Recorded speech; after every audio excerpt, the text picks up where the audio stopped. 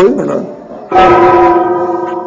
Tertúlia. Meu boa tarde aí para todos e todas. Hoje é dia 31 de outubro de 2012, quarta-feira. O verbete é de número 2464. Tem 5 páginas, 53 elogios e 10 máximos. O tema é qualidade de vida ideal.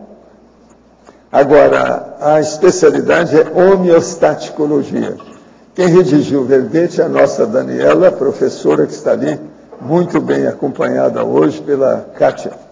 De modo que vocês se preparam, porque ela já estudou tudo sobre esse assunto. Cuidado com ela. Estou avisando, hein? Definição. A qualidade de vida ideal é o ato ou efeito de a consciência, com sim ou com ex, viver em homeostase holossomática embasada no parapsiquismo, no autodiscernimento, na cosmoética e na interassistencialidade multidimensional autoconsciente. O holopensene da qualidade de vida multidimensional. O exemplarismo das autossuperações do paciente crônico. A importância da qualidade de vida na pacificação íntima. A autopesquisa enquanto ferramenta necessária e contínua. O fato da qualidade de vida no trabalho será mais conhecida. A autorreeducação evolutiva permanente. A almejada qualidade de vida ideal. A gratificação gerada pelas práticas assistenciais da tarefa do esclarecimento. E por aí vai, na fatologia. Depois tem a sinalética energética e parapsíquica pessoal. A compreensão teática da vida pós-dessomática, a maturidade consciencial na aquisição do equilíbrio holossomático das energias conscienciais pessoais, a holobiografia pessoal trazendo a hipótese de macrosoma, as repercussões extrafísicas dos atos pessoais. Agora, nós temos na argumentologia o tópico sobre as variáveis, com 5 variáveis na ordem alfabética relacionada à atuação da consciência, a fim de aumentar a visão de conjunto sobre os fatores intervenientes na qualidade de vida ideal.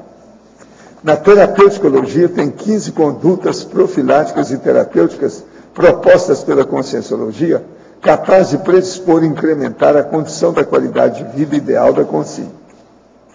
E nós temos aí, no processo da remissão dos 15 verbetes, destacamos 5. Autovigilância ininterrupta, check-up somático, dia matemático, imperturbabilidade, posicionamento pré-dessomático. Frase enfática. A qualidade de vida ideal para a consciência doente ou cuidadora é a proposta mais acertada ao ser embasada na interassistencialidade autoconsciente, multidimensional e cosmoética. Você vivencia a qualidade de vida ideal? Em qual nível teórico ou prático? Agora, a mega análise aí com o João Paulo são 20 itens. Disciplina, saúde, motivação, auto-organização e felicidade. Fraternidade, holomaturidade, imperturbabilidade, intraconsciencialidade e ortopensenidade. Produtividade, retilinearidade, profilaxia, cosmoeticologia e equilibriologia. Lucidologia, homeostaticologia, serenologia, priorologia e omniterapeuticologia. Agora, o verbete hoje do dicionário é autoparageometrologia. O argumento é autoconsciência metrológica. Eu chamo a atenção para o argumentário, que tem aí 2 categorias de conhecimento básico, e também a conclusão, conclusio, que tem também 2 tipos básicos relacionados aos conteúdos dos casos pessoais reais. E depois tem o complemento, que tem aí 10 instrumentos técnicos, didático e paradidático, para a pessoa usar dentro da autoparageometriologia. Agora, nós temos aqui, professor, o senhor poderia explicar a razão do uso da partícula gel no verbete do DAC, autoparageometrologia? Qual a razão de não ser apenas o estudo do micro-universo consciencial, ao invés do espaço do micro-universo pessoal? Poderia aprofundar? É porque eu estou chamando a atenção para a geopolítica da consciência. a geopolítica intrafísica e a geopolítica multidimensional. Então é muito importante nós estudarmos e ter uma panorâmica para a gente ter aquilo que eu chamo de cosmovisão ou cosmovisiologia. Então o geo é muito importante, porque mexe com o processo político da geografia. Não é só o problema da terra, é a geografia política do processo. Vamos entender por aí. Então, a geografia política evolutiva. Agora, Alfred Beethoven, em Fatologia, página 8, segunda linha, poderia nos detalhar melhor um fato extremamente relevante. 2 pontos. A importância da qualidade de vida na pacificação íntima. A importância da qualidade de vida na pacificação íntima. Se a pessoa ela não procurar fazer as reciclagens necessárias para que ela obtenha a qualidade de vida ideal, que é todo o processo de autopesquisa, reciclagem, investigação, assistência, coerência, todos os predicados aí que a consciência pode adquirir. Se ela não busca por isso, ela não tem condição de ter essa pacificação íntima. Ela não fica bem com ela. Ela não se realiza enquanto consciência. Se ela ficar muito presa nas variáveis que a vida apresenta como determinante para que, de repente, o ser humano seja feliz no mundo, que é muito comum na sociedade, né? Ter só emprego, ter dinheiro, casa e um bom companheiro é pouco. Se ela não realmente investigar e não fizer as suas reciclagens e mudar, ela vai se comprometer enquanto consciência. E automaticamente ela não vai ter paz. Ela não tem autoconsciencialidade. E acaba comprometendo a felicidade dela e a pacificação íntima dela. Em Fatologia, página 8, 11ª linha. Poderia nos falar mais sobre o projeto Vida Saudável, de Soma Feliz? Com muito prazer. Até mesmo porque esse é o projeto que nós vamos apresentar agora no nosso colégio da Dessomatologia. Tem 2 colegas ali atrás, a minha colega coordenadora do colégio da Dessomatologia e a Maria Ana, que é participante do grupo. E esse projeto, ele tem por intenção a gente fazer uma congruência holopensêmica interassistencial no dia de finados. Como a nossa sociedade ela é cometida de uma dor muito grande por causa da falta da cultura da dessomatologia, ela sofre muito. E a gente quer criar um contraponto interassistencial. Então, nós vamos promover esse ano aqui em Foz do Iguaçu, não só em Foz, na verdade, a nossa proposta ela foi mais ampla, com toda a CCCI, para que cada um, dentro da sua particularidade, a sua instituição, possa estar falando nessa data sobre a dessoma. E automaticamente ela vai contribuir com essa interassistencialidade. E aí, logicamente, o CID, o Colégio da Dessomatologia, teria que fazer algum evento. Então, o que nós vamos promover aqui, no CAEC, nessa data, é apenas um pedaço desse projeto. Porque o projeto ele é muito maior. O projeto é que a gente dissemine essa ideia da dessomatologia em todo o mundo. Não é só em Foz do Iguaçu com a atividade do CID, do Colégio da Dessomatologia, mas todas as instituições que trabalham com o paradigma consciencial, todos os colégios invisíveis, eles foram convidados para que ele pudesse trabalhar com essa temática. Porque com isso, automaticamente, a gente tem a oportunidade de fazer mais assistência, ampliar mais assistência. E aí a gente vai poder fazer esse contraponto com a sociedade, porque eles realmente têm muito sofrimento. E a gente considera que essa massa holopensêmica, e tem até uma parte aqui do verbete que eu cito a respeito, ela é invisível, né? Sem dúvida. Mas ela faz um super efeito com a sociedade. Então a proposta do projeto Vida Saudável de Soma Feliz é isso.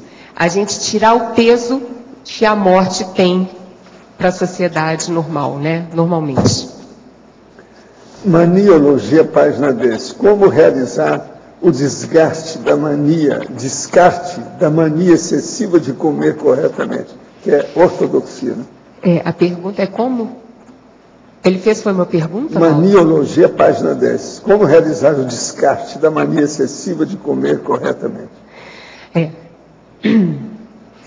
Primeiro, dentro do processo da qualidade de vida ideal, é fundamental a pessoa pensar na importância de uma boa alimentação, sem dúvida.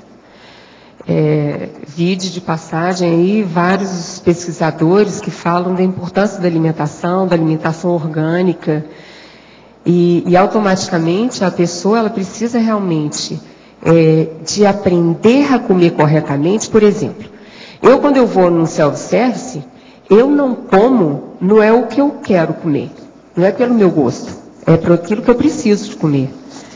Agora, a pessoa também não pode ser excessiva. Então, largar dessa frescura de repente, não posso sair com meu amigo que me convidou para passear, porque ele está indo para uma churrascaria. Bobagem. Qualquer lugar que você for, você é capaz de comer aquilo que você quer. Aí teve esse dia uma despedida lá em Belo Horizonte, que a gente foi para uma pizzaria. E eu estava numa crise realmente que eu estava com uma constipação, que é uma sintomatologia da minha doença. E eu falei assim, poxa, eu não vou deixar de sair com meus amigos só porque eu estou indo para a pizzaria. Chego lá, o que eu peço? Arroz com brócolis. Então, quer dizer, em qualquer lugar que você for, peça aquilo que você pode comer. Não deixe de fazer um evento ou participar de um evento só por causa dessa mania chata e translocada de ficar só comendo o que você quer. Não, sou vegetariano, não posso ir para a churrascaria, bobagem. A pessoa tem que quebrar isso, né? Então, eu acho que a pessoa tem condição, sim, de administrá-lo. Em parafatologia, página 8 e 9, poderia ampliar os 2 últimos itens? Parafatologia, a holobiografia pessoal, trazendo a hipótese do macrosoma. É muito legal a gente pensar nessa condição da holobiografia. Primeiro, se eu tive esse diagnóstico de esclerose múltipla, ele é proveniente da minha holobiografia. Ele não é um resultado só dessa minha existência.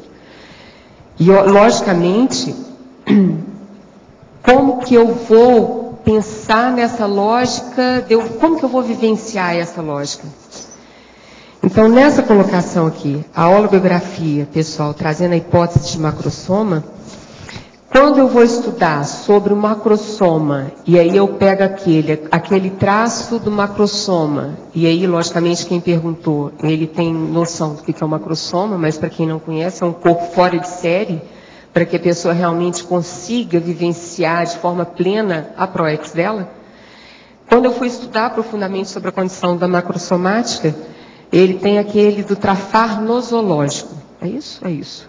Tanto é que eu tenho aqui, Agora, você é muito enrolada e tudo você quer grande, que arranjou uma doença que é múltipla. Pois é. Tá vendo? Aqui, Quer dizer, ela não se dá por menos. Não tem que se ser dá muito. Mesmo, tem que ser muito. Eu tenho um pouco meio de over mesmo, sabe? Eu Você gosto das coisas grandes. Cadê a Laura? Eu gosto. A primeira publicação que eu fiz desse estudo, dessa minha autopesquisa, foi no Journal, em 2007. E esse foi um trabalho muito bacana, o padrão holopensêmico no tratamento da esclerose múltipla. E eu faço a citação dessa condição do meu estudo do macrosoma, que é o trafar nosológico, que, olha para você ver que interessante, através de longo período de existência intrafísica, ele funciona como tão só fiel de sustentação da saúde dos outros sistemas do corpo humano, objetivando o cumprimento da PROEX específica. Então, isso é uma hipótese, lógico, mas bem próxima.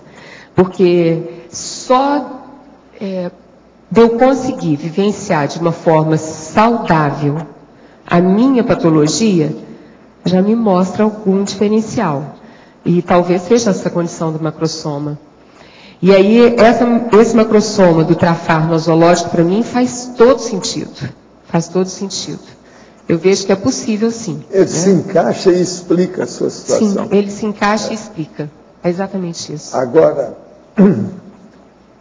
Em terapeuticologia, página 11, item 7. Flexibilidade pensênica cosmoética. Poderia comentar?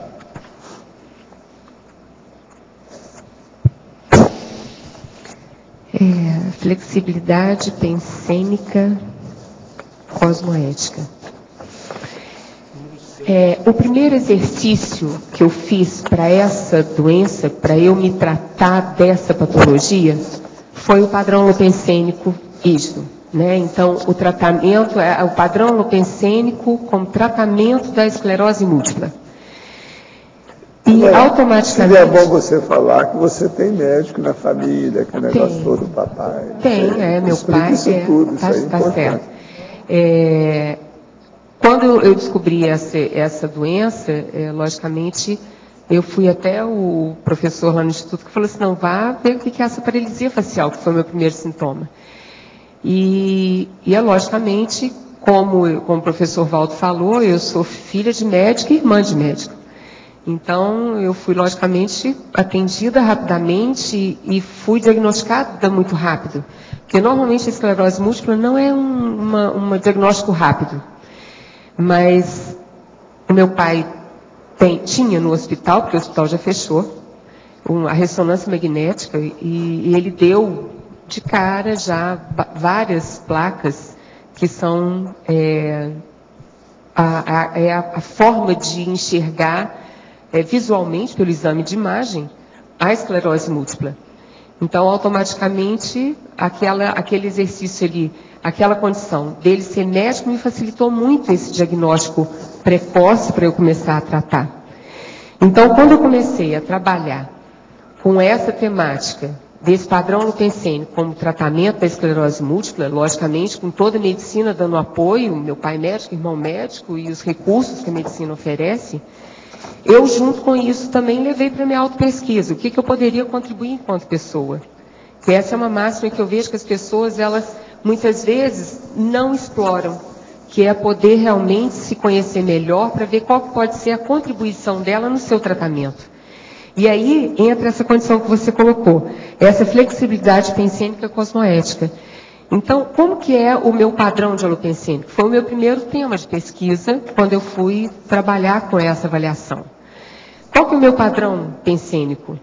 E aí eu comecei a perceber que se não tiver um pouco de flexibilidade pensênica, acaba que a gente esbarra e não consegue ser assistencial. Automaticamente eu comecei a trabalhar mais com esse padrão holopensênico e a ampliar mais a minha flexibilidade. De como que é essa condição, o que a doença traz. Se fosse o contrário, você ia parar para esperar a morte. Pois é. A dessoma. Eu comento que uma das coisas que me ajudou muito a pensar nessa qualidade de vida ideal foi o ponto que o Colégio Invisível da Dessomatologia me ajudou. Porque uma das temáticas que o colégio tem, entre 300 e tantos temas de pesquisa, é a qualidade de vida. E na hora que eu entro na qualidade de vida, eu falo assim, gente, eu tenho que começar a falar mais sobre doença crônica. Porque na hora que eu fui investigar, a maior causa de doença no mundo, a maior causa de morte no mundo é a doença crônica. E a maioria das pessoas não sabem vivenciar a doença crônica. E muitas vezes elas acabam morrendo mais cedo, dessomando mais cedo, única e exclusivamente porque não sabem lidar com ela. E aí eu vi como que eu poderia realmente prestar assistência, fazendo curso, expondo em verbete e colocando isso para as pessoas, para elas poderem vivenciar de forma plena a vida delas. E aí a gente vai lembrar ali do próprio dicionário que a gente tem de argumentos da Conscienciologia, naquele DAC, onde a pessoa tem condição realmente de quanto mais qualidade de vida ela tiver, mais ela vai ter uma vida plena e menos ela vai ter que preocupar com a dessoma dela, com a morte dela. Mas ela vai viver de forma plena também. Então é muito fundamental. Será que as pessoas realmente estão preparadas para viver uma notícia de uma doença crônica? Que ela vai morrer amanhã? Alguns não estão. Pois é. Alguns. É isso que a gente quer trazer. Tanto com o projeto do CID, quanto eu com esse verbete e com o meu curso também, que já saiu. o meu curso livre, que é Saúde Consciencial Aplicada, vivendo a dificuldade da doença crônica. Se a gente não aprender a vivenciar essa doença crônica, a pessoa vai acabar morrendo. Vai acabar vivendo infeliz, insatisfeita, e ela tem que pensar nessa condição dela. Ela não pode sair dessa condição. Verbete do DAC, página 24, em complemento. Poderia ampliar os itens 2, 4 e 8? Olha, o 2, aqui no caso, nós estamos estudando aqui a geometria da auto-mega cognição. A geometria, vamos entender isso também, não é só a geopolítica que eu falei antes, aqui agora já é a geometria. Então veja, autoconfrontologia, a autoimagem real no cotejo intraconsciencial com consciência e consciência. Então é você ter a sua autoimagem real. Então, o ideal para algumas pessoas que me perguntam a respeito disso, fala assim, como eu posso fazer isso? O melhor é pegar aquela escala evolutiva das consciências e ver onde você entrou, onde você se coloca, onde você assume a condição. A partir daquilo, você vê se você corresponde àquele grau, àquele nível que você se colocou. Em todos os sentidos. E aí você começa a comparar com pessoas e também com consciências extrafísicas. Esse é um caminho para você ver. E você vai ver a autoimagem. Agora, no fim, você pede os outros para dar a sua imagem. Eles vão dar a heteroimagem que eles têm de você. Isso também ajuda o processo. Agora, o 4. Autocriticologia paroxística aberta. Então, é aquela pessoa que tem uma autocrítica séria, severa, consistente, com profundidade e abrangência. Sabe, essas duas coisas são difíceis. A pessoa vê a autoimagem dela e, ao mesmo tempo, ela tem autocrítica muito séria do que ela é. Agora, depois a 8ª. Autorracionalizaciologia, ou seja, você ter autorracionalidade em tudo que você tem, do ponto de vista, então, permanente, como nós falamos aqui.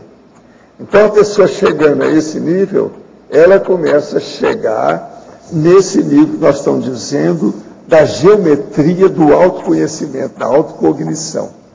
Ela, então, vai explorar o processo até além do conscienciograma. Agora aqui, a verbetógrafo. Tenho muita dificuldade em saber o que é auto e heteroassédio. Poderia definir com exemplos quando você percebeu o auto e o heteroassédio? Talvez assim eu entenda de vez a sutileza e diferença dos pensamentos, quando são meus ou quando não são. Vamos lá. Eu vejo que a condição que mais caracteriza o autoassédio é a condição da vitimização na condição nossa que é doente. Não tem nada mais que acaba com a gente do que a gente se auto-vitimar. Não adianta nada. Se você está doente, o que você vai fazer para sair dessa condição? E o heteroassédio, vamos pensar nessa condição também, né? É quando de repente vem, ou então alguma sugestão de alguém que está próximo de você e faz um comentário infeliz, ou então você ouve alguma coisa que te interfere na sua condição. Mas para isso a gente tem que ter uma profilaxia energética para que não seja cometida pelo heteroassédio. Eu não tenho condição de ser interferida por terceiros na minha psicosfera. Se eu estiver bem rígida, se eu tiver rigidez holopensênica, se eu tiver qualidade de pensene, de pensamento, de energia, isso não vai me pegar. E a condição realmente da vitimização é a maior causa que a gente tem de autoassédio. Quando a gente é doente, quando a gente tem muita dó da gente. Tanto é que eu passei por uma fase em que eu tive que tomar algumas decisões muito sérias, que para mim foram muito sérias, porque a coisa que eu mais gosto de fazer hoje em dia, que é a minha grande profissão, são as atividades da Conscienciologia. E eu estava, na época, coordenando o IPC de BH, e estava como executiva do ECP2. E eu comecei a ter alguns sintomas da doença. Comecei a piorar. E decidi que uma das coisas que eu teria que fazer é pedir o meu afastamento dessas minhas duas funções. E aquilo mexeu muito comigo. Porque eu estava me ficando muito de vítima. Eu falei assim, gente, mas olha aqui, como que eu posso... Vamos supor, a condição da constipação, que me acomete muito. Aí eu comecei um dia a falar assim, nossa, eu estou fazendo tudo certo, eu alimento bem, eu faço exercício. Aí, de repente, eu paro um pouquinho, em um determinado dia, eu paro um pouco, sento em frente à televisão, e na hora que eu ligo a televisão, eu gosto de assistir no final, assim, de tarde, aquele Home Health, tem vários assuntos, e eu vejo um relato de uma criança que estava com uma constipação, não era de uma semana igual a mim, era de 2 meses. Aí, de repente, um parador vem e fala assim, tá vendo, bobinha? Você não pode ficar choramingando por causa de uma bobagem, de uma constipação. Então, não tem coisa que mais acomete a pessoa que é doente crônica do que ela ficar se lamentando do sofrimento dela. Então, quais são as medidas que você toma para minimizar esse seu sofrimento, essa sua crise? Não é sofrimento, vamos tirar a palavra sofrimento, que é muito pesado, é ruim. Traz isso numa reflexão madura. A condição da gente usar o mental são muito bacana, né? Que a gente leva para a racionalidade.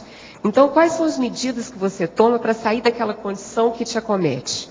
Por exemplo, hoje em dia, eu preciso de algumas características, algumas medidas de profilaxia que são muito boas para mim. Eu sou docente, sou pesquisadora da Conscienciologia. Eu preciso de dar aula, de ficar em pé ali, né? Me expondo e tal. Mas eu não dou conta mais de ficar em pé. A doença já me acomete de uma forma que eu preciso ficar mais assentado do que em pé. Tá bom, então vou dar aula no banco. Qual que é o problema? Sem problema, tá bom. E aquilo, o que é mais importante para mim? É fazer assistência. E o que eu tenho que fazer com essa condição? Rasga o orgulho e toma a providência que você tem que tomar. Por exemplo, em longas distâncias, hipermercados, shoppings, ou então aqui no CAEC, eu preciso de uma cadeira de roda. Né? E eu falei assim, vamos usar a cadeira de roda, qual que é o problema? E muitas vezes eu vejo que as pessoas, elas deixam de aproveitar por causa de repente, o orgulho bobo de não poder usar a ferramenta que ela tem. O maior exemplo que eu dou para essa condição é o físico aí, o Stephen Hawking. Querendo ou não, ele é um cara que faz altas produções, mas um corpo horrível, né? Porque na verdade ele tem uma esclerose múltipla pior que a minha, que é a esclerose lateral amiotrófica, que deixa numa condição o corpo muito pior. E, na verdade, ele dá um show de bola em relação à prótese dele. Aí eu fico pensando assim, por que a gente se acomete por causa da doença crônica? É isso que eu escrevo, até escrevi no Journal, nesse artigo. A gente não pode rasgar a nossa proex, né, Loche? Por causa de um acometimento físico. A gente tem que fazer com que fazer valer a nossa proex. A sua cadeira de roda é granfina? Olha, por enquanto não, porque eu não tenho automática. Porque eu tenho vontade de ter uma automática. Mas por enquanto eu não tenho, não.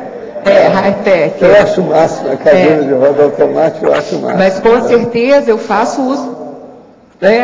Que bacana, imagina na hora que eu tiver. Então a gente tem que fazer isso, uso disso. Não vale a pena a gente chegar e acabar com a nossa programação. Quando você estiver com ela por aí, sabe, se for automática, você me dá, deixa eu dar uma voltinha. Eu deixo experimentar, porque vai que de repente vai ser necessário. A jato. É isso. Agora aqui, Enfatologia, página 8, terceira linha. Poderia comentar a autorreeducação evolutiva permanente?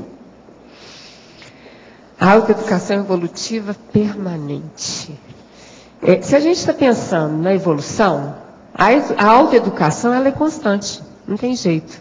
A nossa autoeducação, a gente tem que estar sempre voltada para a condição de que sempre tem alguma coisa para aprender. Sempre, sempre, sempre. E a gente sempre vai aprender alguma coisa. Então, a autoeducação, ela faz parte da nossa vida. Evolução é reciclagem, é mudança constante.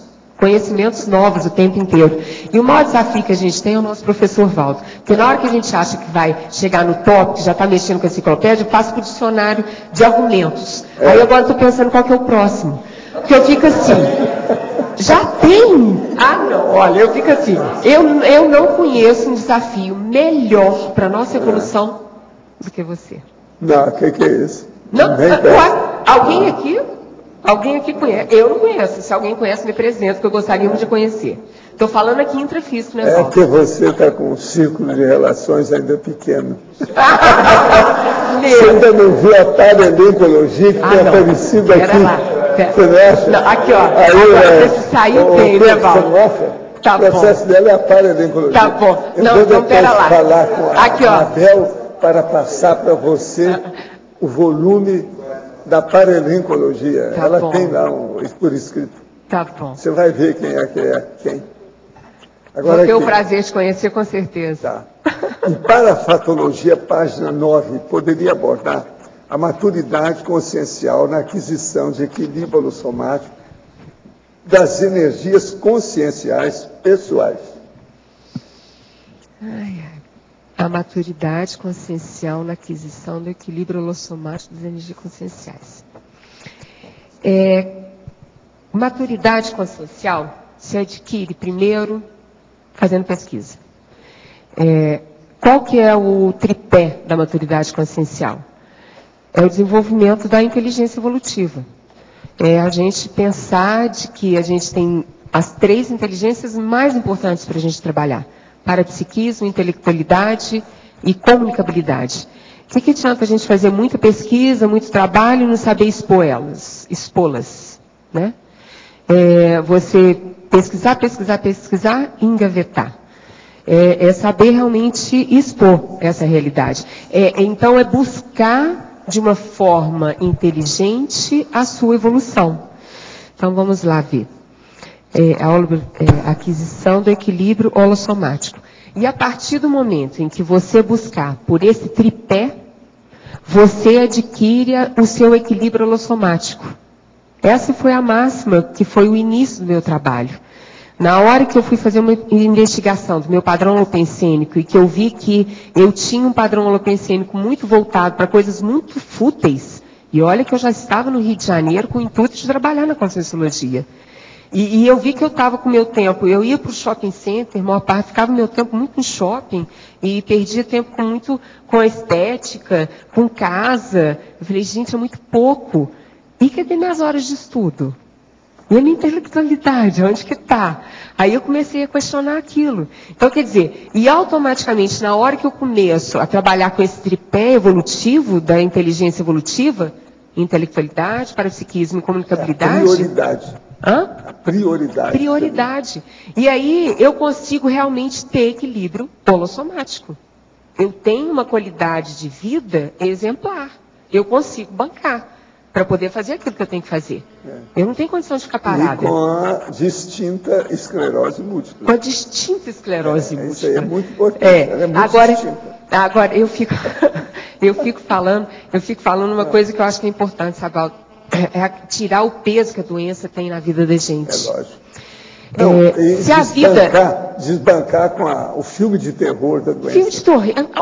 Vamos parar para prestar atenção? Presta atenção. Se eu tenho essa doença, tem a ver com a minha holobiografia, a minha história. Não, olha, eu não tive ela à toa. Os caras me falaram, depois que eu tive o infarto, com 28 anos, que ia durar 5 anos. Todos eles já dessomaram. Pois é. É uma junta médica. Então, quer dizer, na hora que você Eram só banca... 5 professores, 5. É. Todos eles já foram embora. Agora, olha para você, na hora que a gente banca a doença, ela não desbanca você mais. Você consegue aquilo. E é isso que eu fiz. Então, a gente consegue realmente vivenciar essa condição com equilíbrio. Tem que desmistificar essa coisa da pessoa se acabar porque está doente, dar de vítima, não dá mais. Não dá.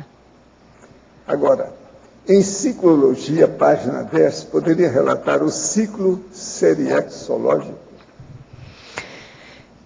O ciclo seriexológico.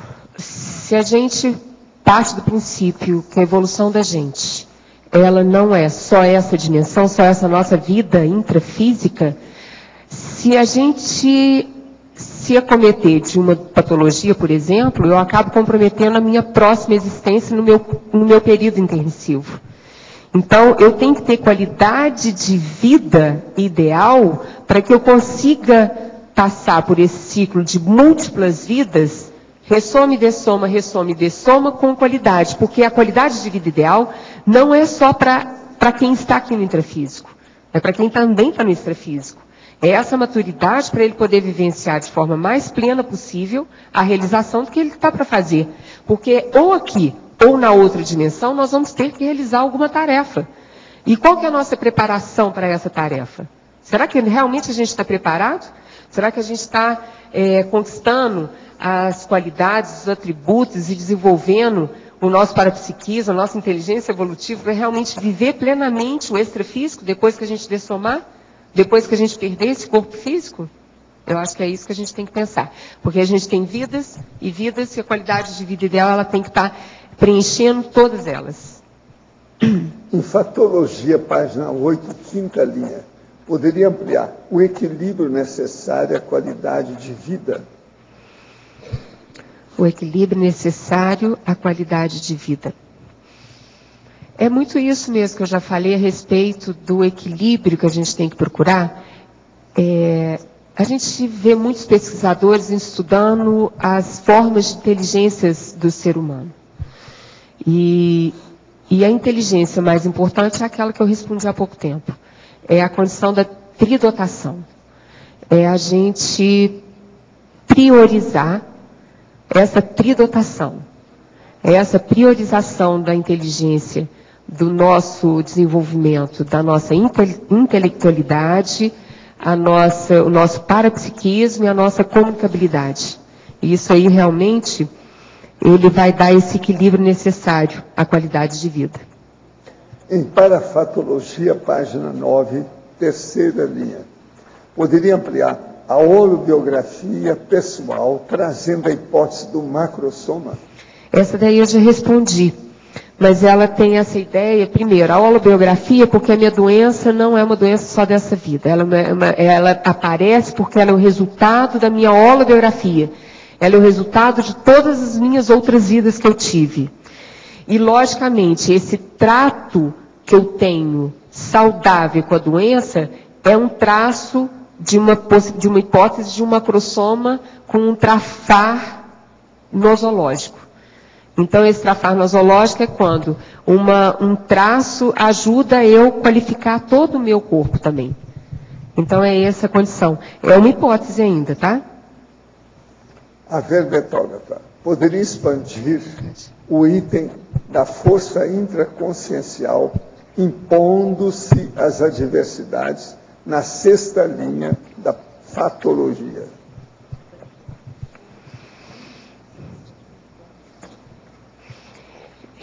Se eu não buscasse por essa consciencialidade ígida, equilibrada, de padrão holopensênico homeostático, retilíneo, eu não teria condição de ter essa qualidade e não teria condição de viver a adversidade da patologia. Por exemplo, é a condição que nós estávamos aqui conversando. Quantas pessoas que acabam se entregando os pontos porque elas têm uma doença crônica? E essa qualidade de vida, ela dá a possibilidade para eu lidar de forma saudável com as adversidades. Por exemplo, o exemplo da minha cadeira de roda. Então, na hora que eu uso a cadeira de roda, eu uso com esse intuito de poder realmente ficar cada dia melhor e com mais possibilidade de fazer assistência. E essas adversidades a gente vai vivenciando o tempo inteiro. Uma outra adversidade que eu vivencio, que eu quero colocar, porque eu acho extremamente importante. A esclerose múltipla, ela compromete um pouco o controle nosso de esfíncteres. E automaticamente, ela muitas vezes, ela compromete a contenção urinária. Ela dá uma emergência urinária, ela faz com que a gente tenha uma emergência de ir ao banheiro. E teve uma época que eu pensei em parar de fazer até cursos de campo por causa dessa condição. Porque todo mundo sabe que curso de campo a gente tem que ficar ali quietinho durante muito tempo e não pode sair. Falei, aí eu cheguei lá no instituto, a Mariana estava comigo, eu falei assim, não, eu quero parar com esse negócio de ficar fazendo esses cursos. Essa emergência urinária que eu passo é muito ruim. E esse negócio também de dar aula e precisar de sair, eu vou parar com isso. Aí a Mariana chegou para mim e falou assim, mas por que você vai parar com isso? Usa fralda. Aí eu fui, levei isso para casa. É lógico que no começo eu fiquei assim, eu levei um susto. Eu falei, poxa, que coisa chata. Que coisa chata, vou será? Virar criança. Aí, de repente, é lógico. Aí a gente tem que realmente reconhecer a interferência dos amparadores. Na hora que os amparadores vêm e falam assim, o que você quer parar de fazer? Quer parar de fazer curso de campo e dar aula? Por conta de usar fralda, faz assim, rasga o orgulho e coloque. Olha, tem uma coisa que eu preciso da gente lembrar aí para o povo que não entendeu, não conheceu ela mais nova. Ela é bonita hoje, mas ela era de fechar o comércio. Agora, a moça bonita, cheia de vida desse jeito, e aparece lá, dentro de casa, os próprios médicos falam, você está com esclerose múltipla. Não, pensa o choque. Olha a antipodia do processo, a extremidade, o radicalismo disso. É sim. E ela saiu bem. É uma filha da mãe, né? Querendo ou não, é isso aí. Aí eu cheguei e falei, você quer saber de uma coisa? Então tá, é lógico, tem que usar a fralda. Aí eu falo assim, lógico, aí é um recado que eu quero dar. Não usem, não criem o hábito de usar a fralda como se fosse uma peça íntima. Não é essa a ideia. A ideia é que a pessoa utilize numa necessidade. Porque então ela vai criar um vício errado. Porque o bom é que ela faça isso, o uso, de uma forma que seja inteligente. Então vamos supor, na hora que eu vou para o curso... Minas Gerais cria gente inteligente de vez em quando. Vocês ficam pensando que só eu sou burro? Não, é gente inteligente lá. Então aqui, ó, se eu vou dar aula e fazer curso de campo, agora, tem outra coisa também, turma. Não deixem de fazer curso de campo, porque curso de campo é tudo que tem. Sabe? Não, então, se por acaso você tem alguma emergência... maior, ela te ajuda para recuperar a doença. Se você tem, muitas vezes, um pouquinho de emergência urinária, utilize. Sem pudor, sabe por quê? Ninguém vai ver que você está. Sabe por quê? Alguém aqui, dá para perceber que eu estou de fralda? Eu estou. Então, olha aqui, isso é muito sério. Sabe por quê, Evaldo? Olha para você ver que coisa... É muito interessante isso. Porque ninguém imagina que eu tenho essas condições. Não, vamos supor, aqui na hora não que aparece, eu chego... não fica escrito aqui, esclerose múltipla, não tem. Aqui, ó, na hora que eu chego no aeroporto, eu chego no aeroporto e coloco, eu chego em pé, né? Você arruma para mim uma cadeira de roda? A mulher olha para mim e fala assim, como assim, né? Como assim? Já quer passar para frente? Isso! É exatamente isso, Loche. Agora eu pergunto, será que o pessoal realmente está disposto a vivenciar isso? Porque na hora que você banca essa postura, mesmo você estando bem consciencialmente, você está pedindo aquilo para você, porque vai fazer bem para você. Por exemplo, não tem coisa melhor do que pegar a cadeira de roda no aeroporto, gente. Não tem. Porque acaba que o pessoal te trata assim. E isso eu nunca tinha pensado. Mas é um benefício. Eu vou deixar de usar? Eu não vou deixar de usar, vou? Lógico que não. Então eu chego no aeroporto e uso, porque vocês já viram como que demora o aeroporto, gente? Vai fazer check-in. O tempo que leva. Vai pegar a mala. Não tem condição de eu ficar em pé. Eu não consigo. Tem que tirar partido da doença. Isso. Eu estou tirando partido da doença. Precisa para equilibrar a vida. E eu não posso deixar de fazer curso de campo e muito menos deixar de dar aula por causa dessa incontinência urinária. Lógico, e a outra coisa também que eu quero falar. Tem modelos muito bacanas e modernos, gente. De fralda. Modelitos, presta atenção. Com Lastec. Não é aquela fralda igual de criança que quando você tira o velcro rasga. Não é. É com Lastec. É chique. Nós vamos nomear o Laênio Loche para estudar o processo. Então, isso daí é para... Sabe por quê, Valdo? Eu não duvido que tem gente que desiste de fazer CP2 por causa disso. Eu sei. Não deixem de fazer curso de campo por causa disso, que é uma bobagem. Eu já receitei isso para várias senhoras. Mas esse pessoal é muito bobo, não usa. Tem que falar mais. Tem que falar mais. Por isso tanto é o que você fala, o seu exemplo é bom para disseminar. Aos epicons que estão aqui, né? Vocês podem chegar e falar assim, gente, use esse exemplo da Daniela Esposo lá, está acabando bacana. Com os tabus. Tabu, isso, quebrar tabu. Aqui, ó. Tem que acabar com isso. Agora, você quer coisa que tem mais tabu que doença crônica, Valdo? Não terrível, tem, não tem. A pessoa se acaba aqui, ó. Aí eu quero fazer uma propaganda. Do meu jeito, eu falo que eu tenho hipertensão faz 52 anos. Não estou aumentando nada, não. Faz 52 anos. O povo não acredita, não. Você está falando isso para me ajudar, para minha hipertensão. É isso mesmo. Aqui, ó, aí eu quero colocar, eu vou aproveitar aqui e fazer uma divulgação. Um dos eventos do CID, esse final de semana de agora, o Cinema Nossa vai ser... Não, o livro, o debate do livro é domingo. Esse livro, Claro como o Dia, que nós vamos debater aqui no auditório, não, na sala 1 da dinâmica parapsíquica, é esse livro aqui, ó, Claro como o Dia. Não, foi o filme mesmo, desculpa. Mas então fica aqui a propaganda para esse debate, porque tem muita coisa desse personagem que é exemplar na vivência da doença crônica dele, mas que eu cito aqui no meu verbete também, a respeito de como que ele acabou se envolvendo com a vida dele só com o workaholic. Ele perdeu muito tempo de só pensar nisso. Agora, um livro seu aqui, a gente está esperando trazer. Mas ele já tá na forma. Pois é. Já está na forma. Está no prelo. Esse livro, ele vai chamar de Paciente Assistente. Uma história de uma doente crônica. Paciente, assistente. Bom, hein? Gostou? Assistente, paciente. De paciente assistente. Muito bom. Não, mas eu quero chegar onde que eu ia chegar. No filme, que nós vamos passar então, no sábado, não é isso, Rê? Sexta-feira 18, que é Além da Vida? O filme é Além da Vida. Nesse filme, ele, por incrível, né? A gente estava escolhendo o filme, aí eu e a Regina, a gente sempre estuda, a gente faz esses debates muito juntas, né? Lógico, nós somos as coordenadoras. E nós assistimos esse filme juntas. E nesse filme tem um exemplo de um cara que o parapsíquico vai atender um paciente dele lá, e ele cita que a mulher dele teve esclerose múltipla e falando que estava na cama. Eu falei, gente, mas por que a pessoa fica na cama? Aí vamos dar o exemplo do Stephen Hawking. Ele está com a pior esclerose múltipla e ele não está na cama. Então, quer dizer, como que a pessoa vivencia uma doença crônica? Ela precisa se entregar? Ela precisa ficar acamada? Terminar com a vida dela? Rendição. A rendição? Porque tem uma dorzinha aqui, tem uma dorzinha ali.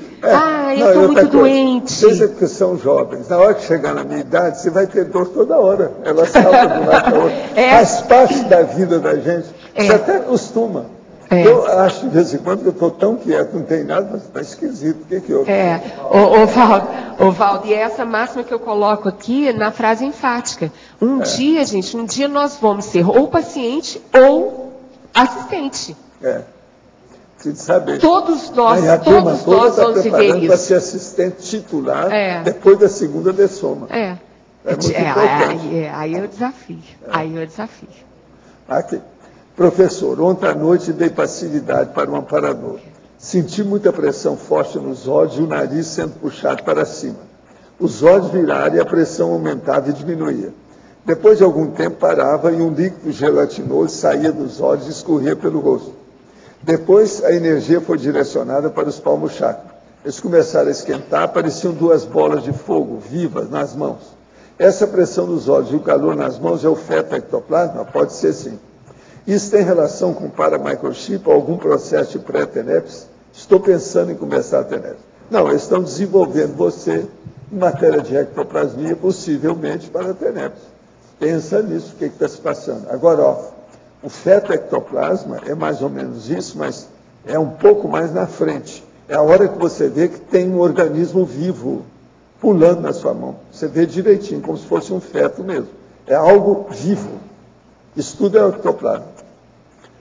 Professor, sou neófito e estou me esforçando e estudando muita coisa através das tertúlias. Tenho uma mente voltada para o método científico, mas de cara percebi, o que vocês falam é muito sério. Minha questão, como posso participar de um curso intermissivo? Olha, a primeira coisa é o seguinte, se você acha que ainda não fez um curso intermissivo, que tal você já começar a estudar o curso intermissivo conosco? Nós temos aí uma publicação chamada Enciclopédia da Conscienciologia, que é o curso intermissivo, traduzido aqui para essa dimensão. Comece a estudar e seguir as técnicas que tem na enciclopédia. Você já vai entrar no curso intermissivo. Aí você se prepara. Quando você dessomar, depois da segunda dessoma, você já vai entrar como aluno emérito, né, de alto nível no curso. Professor, o senhor comentou que alguns anos após o seu acidente teve que fazer a extração de um dente. Sim. Puxa, eu já falei isso aqui faz muito tempo, hein? Esse cara está ouvindo isso há muito tempo. Qual é a sua opinião sobre os implantes dentários de outros materiais de forma permanente no soma? Há alguma interferência energética positiva ou negativa no holossoma? Não. A primeira coisa que tem que fazer é o seguinte: eu mesmo tenho dente implantado. Agora, o caso todo é o seguinte: você deve pensar positivamente sobre o assunto. Não pense negativamente. Que aí qualquer implante funciona bem. Agora, você tem que fazer a recepção, fazer o problema o acolhimento da energia que vem de fora, se acaso aquilo é um pedaço de alguém. Então é bom estudar. Agora, ó, não tem problema nenhum, não. Você supera toda interferência energética. Agora, pense positivo com o processo. Lembre-se, eu mesmo tenho implante de dente, devido ao meu acidente. Poderia haver, metógrafa, ampliar a técnica da manutenção de rotinas úteis e hábitos saudáveis entrosados no cotidiano produtivo? Está na tecnologia, página 9, segunda linha. Hábitos sadios e rotinas úteis, isso é uma máxima que a gente usa muito, né? O professor Valdo fala muito. Isso aí é antigo, não? É antigo. Então, hábitos saudáveis e rotinas úteis é você pensar assim: qual que é a sua rotina de vida? Quais são as prioridades suas no dia a dia? O que você escolheu fazer na sua vida? É só sair para passear? Que é a minha avaliação que eu fiz na minha primeira autopesquisa. É sair para ir no shopping? É só ver roupa? É só ver os móveis da casa, ver se a casa está bonita? É só isso? Ou você realmente utiliza o seu tempo para você ampliar a sua intelectualidade, a sua inteligência, a sua cultura? Então, isso é a máxima. A pessoa tem que começar a parar para pensar nessa condição. Ela não pode ficar parada só nessa ideia daqueles valores que muitas vezes estão ultrapassados. Está na hora dela rasgar e fazer novas coisas. E ela tem que viver outras experiências. Professor, é normal a pessoa ter o parapsiquismo diminuído devido a fatores como estresse emocional, perda de energia e medo? Olha, estresse emocional, perda de energia e medo influem em tudo que a pessoa faz. Diminui tudo, piora tudo. O parapsiquismo se torna menos ostensivo e mais sutil com o tempo. Ele se torna, e outra coisa, mais educado. Então ele aumenta, intensifica os resultados positivos. E o processo de fenômeno que aparece demais diminui. E há uma intensidade do problema do conteúdo. Tenho notado que no início do meu parapsiquismo era mais evidente e ostensivo, com intuições e visões pré-cognitivas. Hoje, minhas parapercepções se tornaram menos frequentes, depois que comecei a trabalhar melhor minhas energias. Sim, é porque agora as coisas estão mais reais. Antes devia de ter muita ilusão de imaginação e fantasia. No início, antes de conhecer as técnicas energéticas da conscienciologia, eu parecia uma antena desregulada, captando todo tipo de energia, sofrendo muito com o medo instintivo que se apossava de mim no umbigo chakra. Tudo isso mudou ao começar o estado vibracional. Notei que as percepções se tornaram sutis e menos frequentes. Isso é normal. Isso chama-se desenvolvimento parapsíquico. Insista com tudo que você está no caminho certo. Eu posso ajudar nessa resposta, professor? Pode. Ela falou do estresse. Eu sugeriria para ela pensar qual que é o fator que está levando a ela a ter o estresse. Não tem a variável, muitas vezes está na cara do gol, mas a pessoa não está enxergando. E aí eu vou lembrar um comentário que eu fiz no começo da tertúlia. Eu jamais imaginaria que as atividades que eu fazia na Conscienciologia estaria me trazendo estresse. E a coordenação e executiva de ECP2 estava me estressando muito, porque são tarefas muito administrativas. E eu, nessa condição da minha saúde, eu tinha que cuidar mais da minha saúde, com mais qualidade, com mais forma ali, e muitas vezes não lidar com aquilo, trabalhar com outras frentes na Conscienciologia, não necessariamente que esteja muito fincada na parte administrativa. E aí eu reduzi isso. Então eu saí, eu já estava completando 4 anos, quase 4 anos de coordenação em BH. E eu saí um pouco antes e saí do executivo de ECP2, com muito pesar, mas querendo ou não, eu desfrutei muito, porque vão parar para pensar. E aí eu diminuí o meu estresse. E comecei a ter mais qualidade de vida ainda. E, logicamente, os resultados apontam o benefício demonstra o resultado, né? eu saí da coordenação e parei com esse trabalho de executiva de CP2 em 2010. E querendo ou não, agora foram 2 anos e que várias coisas eu já conquistei. Então, meu curso livre agora está pronto, eu já vou ministrá-lo agora esse ano. O verbete, qual que é o CID também, o Colégio da Dessomatologia. Eu peguei a coordenação do Colégio Invisível da Dessomatologia. Então, na verdade, eu reduzi, mas ampliou. Né? Olha que bacana. Então, faz uma avaliação. Qual que é o fator realmente que está te estressando? Muitas vezes, uma escolha de profissão é uma coisa muito séria também. A pessoa tem que, muitas vezes, começar a reduzir isso daí. Ela tem que parar para pensar. Será que realmente eu preciso me dedicar tanto? Aí tem a ver com o livro. Tem a ver com esse debate que nós vamos fazer do livro. Será que eu tenho que me dedicar tanto, com tanta ganância na minha profissão? O quanto que eu estou deixando de realmente priorizar aquilo que é o mais importante? E acaba com a saúde da pessoa e o parapsiquismo também vai ser interferido. É isso. Gente, eu queria falar aqui sobre isso, que é o ECP3 Pro Campus da Infectologia, da Sinvex. Ele vai ser realizado de 19 a 21 de julho do ano que vem. Vai ser lá no Rafaim Palace Hotel, aqui em Foz do Iguaçu. O professor do curso é o professor Hernandes Leite. Agora, já tem até agora 67 alunos inscritos. O teto máximo, que é o que cabe lá no hotel, é de 400 pessoas. Esse curso geralmente tem muita gente. De modo que seria bom. Quem fizer a inscrição agora, paga menos. Vocês sabem como é que é esse curso. Então tem que pensar. Até o dia 31 de dezembro é menos. E depois aumenta no ano que vem. Agora, as inscrições são feitas diretamente na Sinvex. Priorize a sua evolução desde a juventude. Isso aí vai ajudar o campus de infectologia, que é ali na Avenida Maria Bubiac, 1100, que é junto lá da Vila Consciência. Vale a pena a turma que estiver interessada nisso já começar a se mexer agora. Agora, hein? Pode falar. O pessoal pediu para aproveitar e completar a informação do professor Valdo. É uma oportunidade, não sei se todos conhecem o que é o ECP3, ele é um curso muito sério, porque a grande vantagem dele é que as pessoas podem convidar familiares, parentes ou amigos mais próximos para participar, porque não existe nenhum pré-requisito. Além disso, como esse curso ele é focado no Holopensene da Invex, a pessoa vai estar ajudando, com certeza, a concretizar o Holopensene da inversão existencial. E também o aspecto muito sério, que é a própria maturidade emocional e mental, que a Daniela está trazendo aqui também no verbete dela. Então, convite aí, quem tiver alguma dúvida, quiser informações, pode falar com a gente, seja no CAEC ou na própria Sinvex. Obrigada, professor. Gente, eu quero agradecer aí ao César Cordioli, que arranjou esse livro para a gente. O livro é fora de série.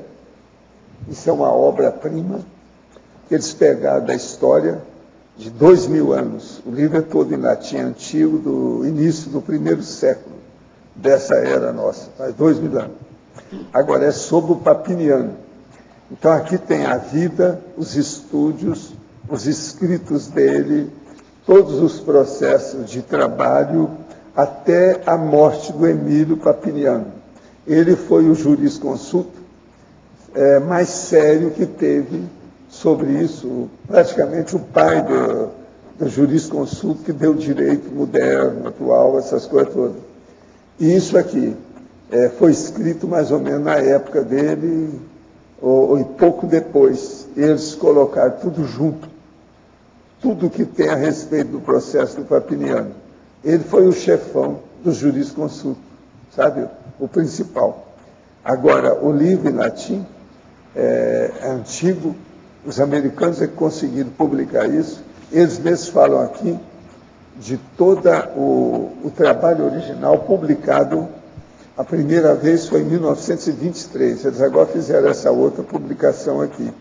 Agora, tem páginas borradas, tem as pinturas e o que acontece muito pobre, tem marcas de tudo quanto é tipo. porque é do jeito que eles encontraram. Pra vocês terem uma ideia, a capa do livro é isso.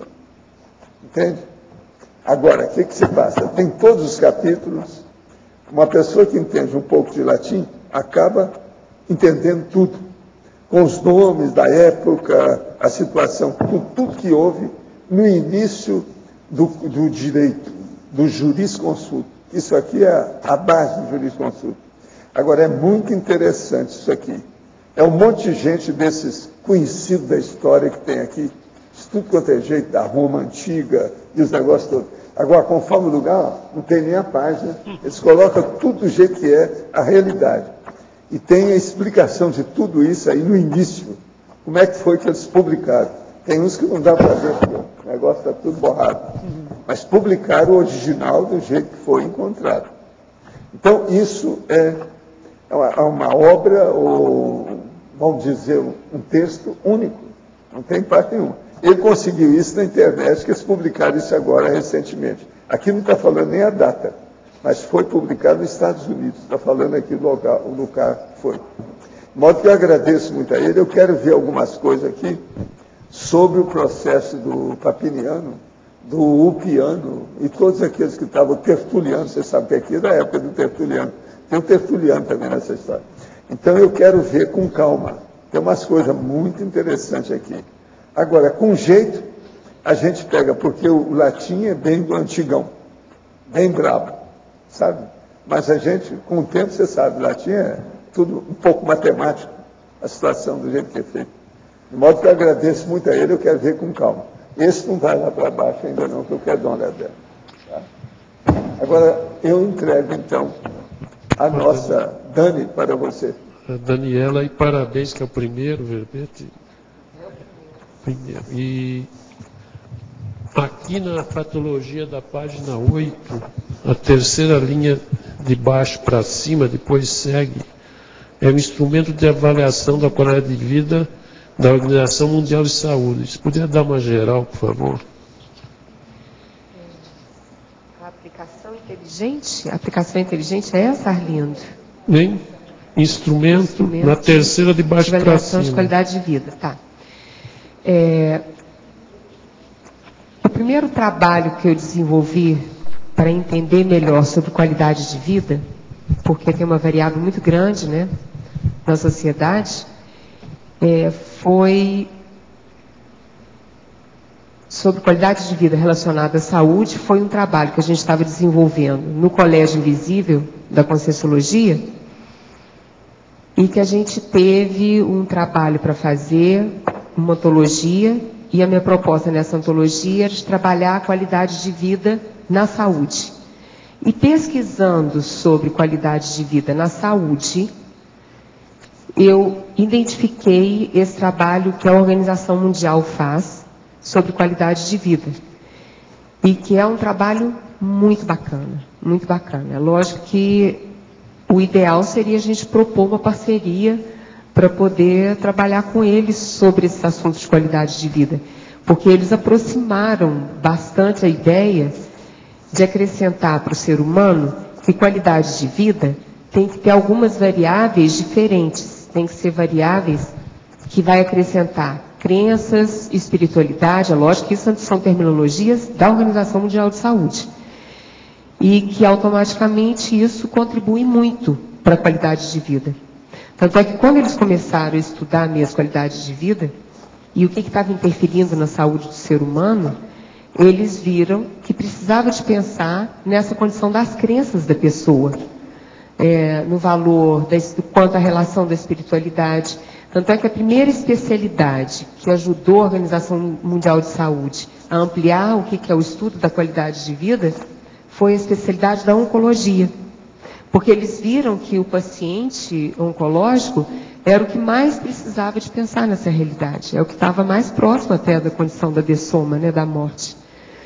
Então, esse trabalho aqui, ó, esse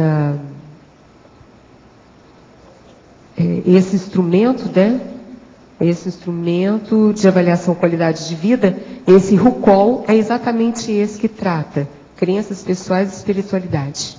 Entendeu? Que aí é bom que ele extrapola um pouco mais, né, Arlindo? Não fica aquela condição assim, só precisa de comida, água e condição social. Não, é muito mais do que isso. Então esse RUCOL, ele pega nesse ponto, assim, entendeu? Que eu achei bem interessante a gente pensar. Ok, na sétima também, na mesma página, na sétima, de baixo para cima também, depois segue, né? As perdas naturais relativas à vivência de patologias, contribuindo para a compreensão da dessoma. Eu gosto muito dessa ideia, a gente pensar assim. O que mais acomete o lado emocional do ser humano? Não é perder alguma coisa? Para pensar, vamos parar para pensar. E automaticamente, quando a gente tem uma doença crônica, e no meu caso, por exemplo, além de ser crônica, ela é progressiva, eu lido com a perda constantemente, diariamente, na verdade com o resultado dessa perda diariamente, e muitas vezes com alguma específica, querendo ou não, eu estou administrando essa relação da perda do ser humano. Eu estou administrando a relação da perda para mim. Como que é perder para mim? E eu estou vivendo isso na pele. E se eu souber viver essa perda com qualidade de vida ideal, eu tenho condição realmente de ter uma boa perda. Então, é uma boa oportunidade que o ser humano tem de aprender a conviver com perdas. E que é a perda mais marcante para ele, que é a perda do corpo. Então, ele querendo ou não, ele está se preparando para a morte. Ele está se preparando para a dessoma, para o descarte desse soma. Então, tire proveito dessa doença para que você lide cada dia com a condição da perda. E você vai, com certeza, ter uma boa morte. Aí eu volto lá no DAC, né? No dicionário de argumentos.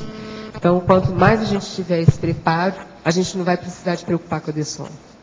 Tá, ok, obrigado, hein? Valdo. Daniela, quero ver.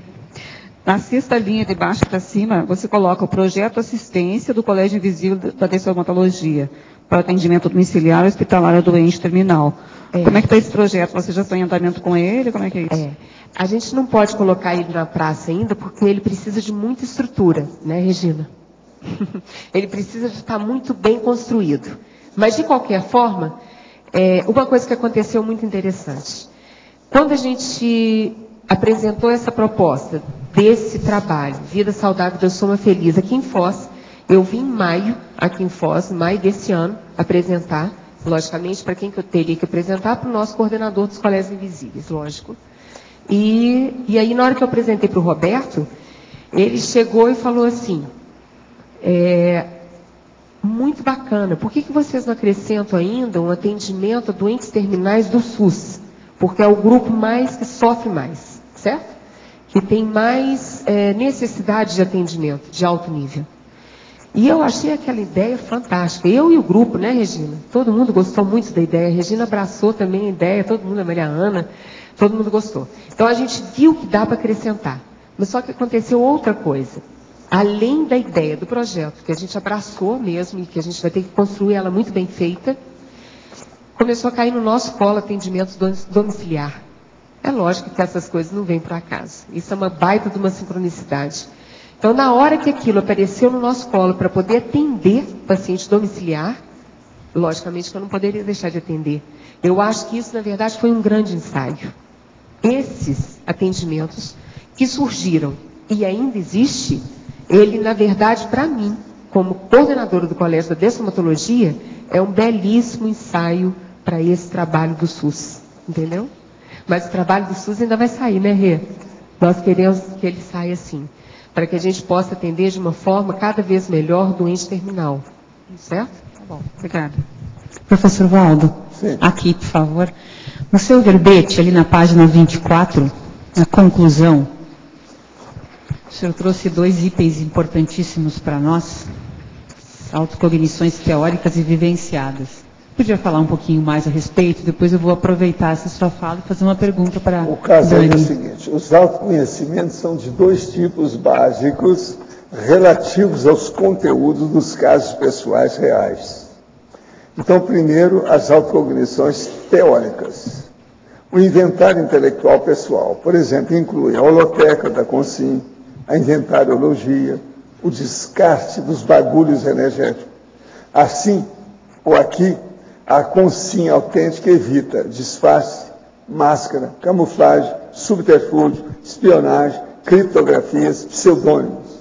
Então ela vai agir com liberdade, soltura, descontração, leveza, relax, distensão e alívio. As pessoas, de cara, você olha as pessoas, você vai ver o que é que predomina nela. Ou é uma coisa, ou é outra, na teoria. Ela evita, ou ela está totalmente envolvida nisso. Então ela tem que evitar essas coisas. O que você não entendeu disso aí? A minha dúvida é sobre a palavra criptografia. É a criptografia, porque o povo tem mania, por exemplo, hoje de vir da internet, as coisas todas, só pensam em esconder as coisas. Está tudo escondendo. Isso nem sempre pode. Por exemplo, um pseudônimo não é uma coisa boa. A gente tem que ombrear tudo e enfrentar tudo de peito aberto, falar tudo claro.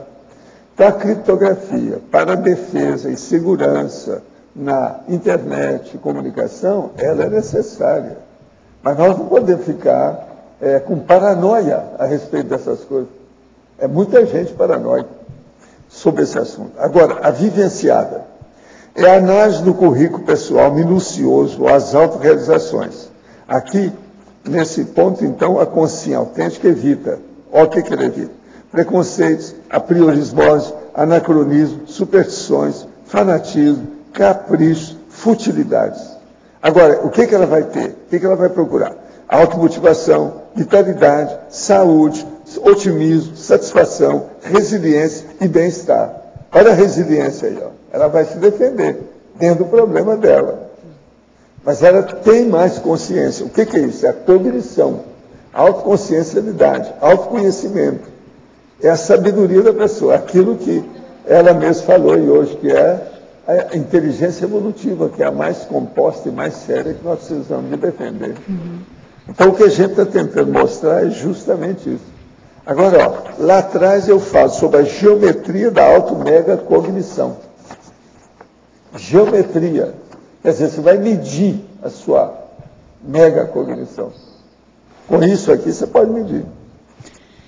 De uma certa forma, o que chama atenção aqui é justamente a motivação, que isso, lógico, deve vivenciar lá na PEX. A pessoa motivada, ela vai longe, né? Ela vai fundo e tudo é um prazer. Vai longe. Um grande interesse. Você sabe, o Fafá, essa é a grande diferença que eu noto. É a condição do bom humor e a motivação. Eu sou tão apaixonada com o que eu faço, com a Conscienciologia, que realmente fica muito fácil, sabe, realizar. As dificuldades passa batido. Passa batido. Qualquer dificuldade que a gente tenha é pouco. É pouco. A realização ela é tão grande, ela é tão real, ela é tão plena, que isso daí é pouco. Dificuldade? O que é isso? Nem nada. Seja com o corpo, seja com a vida. Agora, é bom você escutar aí o que a Daniela está falando. Porque ela tem uma doença crônica, a maioria aqui não tem. Seus boas-vindas, escuta a Daniela. É exatamente isso, sabe, Val? É bom falar isso. É exatamente isso. O que acontece? Eu até escrevi uma frase aqui, na hora que eu estou estudando, as coisas acontecem, né, vão surgindo assim, né? Na hora que eu estava estudando aqui, eu coloquei aqui como que é importante. A doença, ela vem como presente, se eu for parar para pensar. É um aporte. Porque ela me ajuda, ela é um aporte. Ela me ajuda a fazer reciclagens pontuais. E cada crise é uma nova reciclagem. Por exemplo, olha para você ver que coisa séria. De repente, na hora que eu estou com uma crise, eu tenho que pensar num traço que eu tenho que trabalhar a minha consciencialidade. Então, quer dizer, é uma reciclagem que eu tenho que fazer. E como que acontece isso? E a pessoa aproveita e muda? Então, quer dizer, isso é um grande aporte. Então, não tem preço a condição dessa reciclagem, que ela é constante. Porque que acontece? Eu vivencio com esse desconforto 24 horas. 24 horas. Eu tenho que aprender a lidar com ele constantemente. Então, ontem, por exemplo, no aeroporto. Olha para você ver que interessante. No aeroporto. A gente trabalha numa condição dessa, de não conseguir andar, por exemplo, que é o exemplo meu, logicamente que esse é o meu exemplo. estou na cadeira de roda. Eu cheguei no aeroporto, logicamente, que muitas vezes a aeromoça não tem, aeromoça, comissário de bordo, ela não tem a cadeira de roda para disponibilizar para mim, eu tive que ficar esperando. Sabe qual que é o bom exercício para essa hora? Trabalhar a paciência. Eu sentei na cadeira do aeroporto, cruzei a perna e fiquei quietinha. Eu falei, o que adianta eu ficar ruminando com raiva porque a companhia não tem uma cadeira de roda para mim? Isso não vai adiantar nada. Tá bom. Então, o que eu vou fazer? Primeiro, eu aprendi a ter os benefícios, assim, como que é a profilaxia para vivenciar isso, todo momento. Todo lugar que eu ando, primeira coisa, eu tenho uma comida. Todo mundo sabe, né, Mariana? Eu sempre ando com meus bolsinhos, né, Regina? Cenourinha picada, uma barra de cereal, comida. Segunda coisa, livro. Tem uma coisa para ler, tem uma coisa para estudar. Qual era a coisa que eu tinha para ler, para estudar? Meu verbete, lógico. Então estava na mão. Eu falei, o que eu vou fazer? Vou ficar aqui. Eu tenho comida, estou com fome, queria muito almoçar. Mas não tem a cadeira de roda, eu não vou ficar me desgastando de lá no restaurante. Não. Então vou fazer o quê? Eu vou comer aqui meu negócio e vou ficar estudando. Então aconteceu isso, eu trabalhei. E tem outra coisa. Eu tenho uma necessaire super equipada. Super equipada. Isso é muito importante. Eu tenho tudo nessa necessaire. É a coisa que o meu neto mais gosta de abrir e brincar. Ele adora. Quando eu chego lá, quando eu dou para ele essa necessaire, ele morre de prazer, porque ele tem 1 ano e 3 meses, uma gracinha. Então, na hora que ele vê aquela coisa errada que tem lá dentro, é uma bolsinha desse tamanho, mas tem tudo. Tudo. Aí tem tudo. Então tem ali escova de dente, tem pasta de dente, tem pintura, tem tudo que eu preciso. Então, a pessoa, se ela está parada nessa situação, primeiro, eu trabalhei ali com o exercício da paciência. Olha que coisa bacana. E aí a gente tem que fazer o quê? Relaxar. Relaxa. Compreende aquela situação. Aí eu parei para pensar assim. Aí vem coisa de amparador. O amparador vem e fica soprando assim, ó. Você já parou para pensar que a cadeira de roda está sendo usada por outra pessoa que precisa muito mais que você? Aí eu falei, lógico, né? Então, quem sou eu para achar ruim porque está faltando cadeira de roda? Porque aquele outro que está ali usando, muitas vezes está muito mais necessitado. Então, se você tem essa capacidade de ter essa paciência e ficar na sua, que privilégio, minha amiga. Fica quietinha. E faça isso da melhor forma. E aí, na hora que eu vi aquilo, eu falei, gente, que bacana a gente saber viver isso. Saber viver isso de forma plena. Isso tudo é anotação que eu fiz lá no aeroporto, Valdo. Fiz tudo no aeroporto. Aí eu parei para pensar e falei assim, e outra coisa que eu fiz. Você quer exercício melhor do que você poder parar para fazer eu notei aqui, ó. Aproveitar o momento é um bom laboratório para você avaliar o comportamento humano. Cara, é sério. As pessoas na fila, perdendo a paciência, é a coisa mais louca. Aí você está ali, você fala, gente, você está utilizando. Aeroporto é uma. Você está utilizando. Não, e outra coisa que eu avaliei, olha que coisa rica. A precisão e o rigor do sistema aéreo é fantástico. É fantástico. Então, eles têm porque então não funcionava nada. Ele tem um sistema muito bem organizado. A logística. Olha que coisa rica, Loche. Na hora que eu comecei a enxergar isso, eu falei, cara, isso é muito sério. Agora, Dani, oi. A Fabiana comentou a questão da Apex. Eu vejo, dentro do que você está trazendo, vários pontos de contato aí. Sim. A gente tem um princípio que a gente sempre coloca lá dentro, que é a condição de faça do seu problema uma oportunidade de assistência. Eu tenho ele aqui e você é o exemplo disso. Eu acho que você está servindo não só para quem pode ter a sua doença, mas para outras pessoas que passam problemas e que possam vir ou então que virão a ter, sabe, lógico. Justamente. Então está preparado para isso, mas não ficar sofrendo com isso. Pelo contrário, você está aproveitando. Volta por cima. Muito mais, é aquilo que você fala, Valdo, que não volta no mesmo patamar, né? Vai um ponto sempre acima. Eu acho que o caso dela. Outro aspecto é o seguinte, já quero fazer em público o convite para você apresentar no balanço em 2014. Vai ser um grande prazer. Que eu acho que você é um exemplo ótimo para apresentar lá no balanço. E o outro aspecto aí eu não sei se o que você já pesquisou, que são os estudos do Viktor Frankl. O Viktor Frankl, ele, naquela condição do campo de concentração, ele viu a força que tem a pessoa ter um propósito de vida na superação de condições adversas, inclusive a questão da doença. E um dos temas centrais do Viktor Frankl, que ele coloca para a pessoa identificar o seu propósito de vida, muitas vezes é através da doença. Eu vejo que é um link direto aí com o seu trabalho. Direto, sim. E sabe quem que me apresentou? A primeira pessoa que me apresentou sobre esse Viktor Frankl foi o meu filho. Ele trabalhou numa multinacional agora, há pouco tempo, em que ele me deu esse exemplo do campo de concentração. Que é a logoterapia. E eu gostei muito, sabe por quê? Essa empresa que ele trabalhou, aí chama Ihara, ela é de filosofia chinesa. E eles têm uma filosofia, eles têm um livro que tem a filosofia deles, de comportamento, de postura.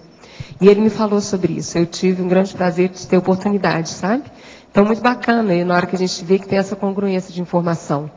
E ele realmente vivenciou. Então, quando a pessoa vê uma porta para frente, mesmo com toda a dificuldade... Tem um busto dele aqui, tem um busto dele, já certo, tem aí. Mas vale a pena se aprofundar. Ele tem vários livros publicados no Brasil. Sem dúvida. E tratou muito disso, a doença e a força que tem a pessoa que tem um propósito de vida. Por isso, quando ela falou, veja, traduzindo no nosso linguajar, seria a questão da proex. Correto. A pessoa tendo esse senso de proex, a autoconsciência proexológica, a questão da doença secundária. É secundária. Ela vai superar aquilo. O Loche é assim, 100% secundário.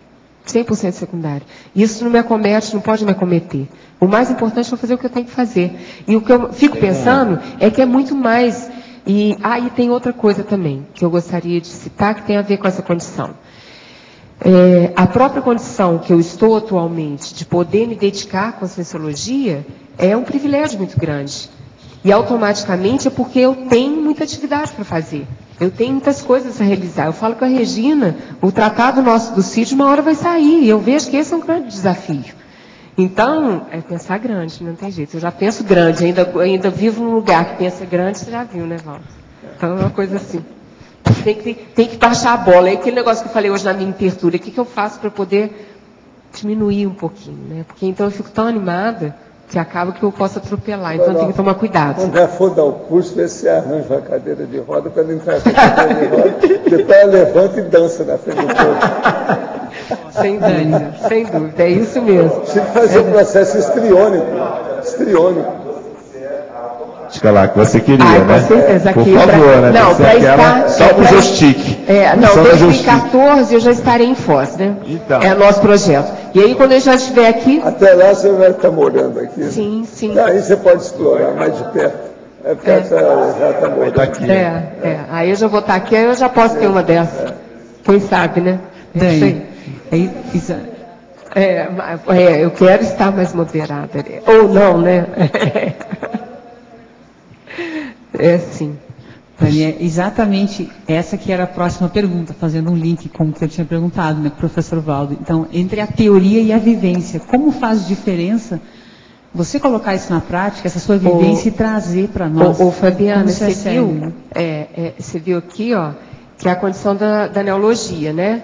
Eu proponho a identificada e a buscada. É exatamente isso que está hoje no DAC aqui, ó.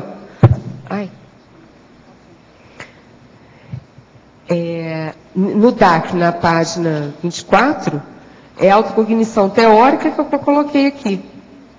É a almejada e a concluída. É a mesma coisa. Ou você só tem o conhecimento ou você realmente pratica. É teoria e prática. O tempo inteiro. A gente tem que estar em pleno... sempre em constante atividade.